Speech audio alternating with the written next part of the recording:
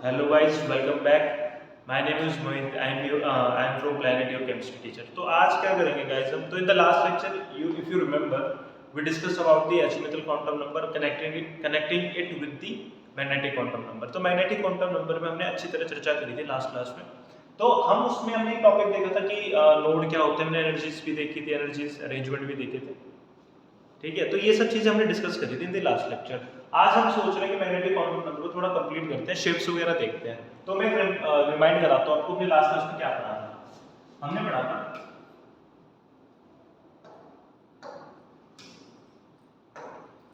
Magnetic quantum number हम पढ़ रहे थे. Magnetic quantum number. So magnetic quantum number हम पढ़ रहे थे. क्या बताता था गाइस? ये क्या बताता था? It tells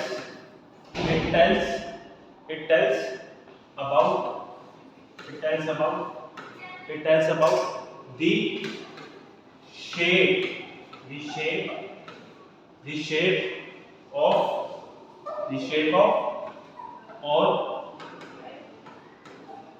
orbitals. ये शेप बताता है किसकी? ऑर्बिटल्स की. प्लस में क्या बताता है? इलेक्ट्रॉन क्लाउड के बारे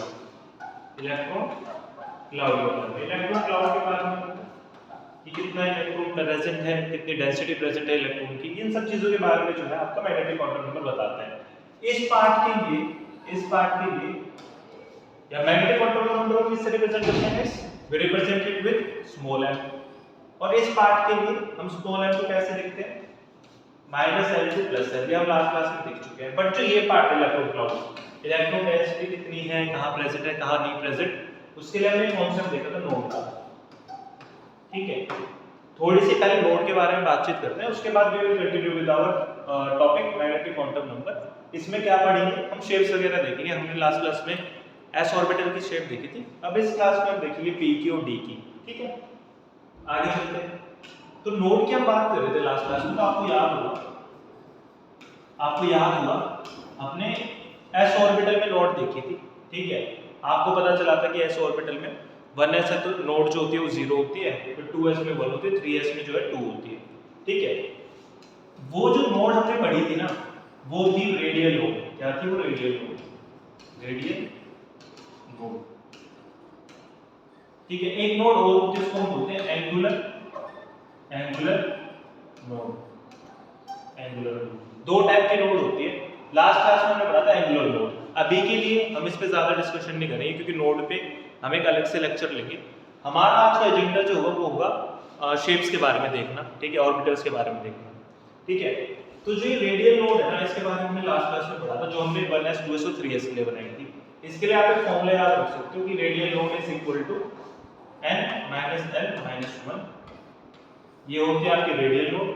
और एंगुलर नोड अगर आपको याद रखना है तो एंगुलर नोड होती है आपकी l is equal to angular node. जो भी आपकी n की वैल्यू होगी वही आपका एंगुलर नोड होगा. और इसके लिए जो आप रेडियल नोड के लिए फॉर्मूला जो यूज कर सकते हो n - l - 1. मैं इसका एग्जांपल दे देता हूं. हमने लास्ट क्लास में पढ़ा था 3s के लिए. तो यहाँ पे n की वैल्यू क्या हो जाएगी? 3 माइनस l की वैल्यू क्या हो जाएगी? 0 - 1 इज इक्वल टू 2. और हमने देखा भी था लास्ट क्लास में कि वो 2 ही थे नोड्स उसमें, जब मैंने आपके सामने 3 सर्कल से बनाए थे, इफ यू रिमेंबर. ठीक है, नहीं है तो फिर आप लास्ट लेक्चर देखो प्लीज. ठीक है, हम इसके बारे में दोबारा चर्चा करेंगे डिटेल में, बट अभी के लिए ये था नोड के बारे में. ठीक है, अब हम आते हैं अपनी शेप्स के बारे में. तो लास्ट क्लास में हमने देखा था शेप, हमने s ऑर्बिटल की देख ली थी. ठीक है, अब हम करते हैं p ऑर्बिटल की बात. हमें पता है p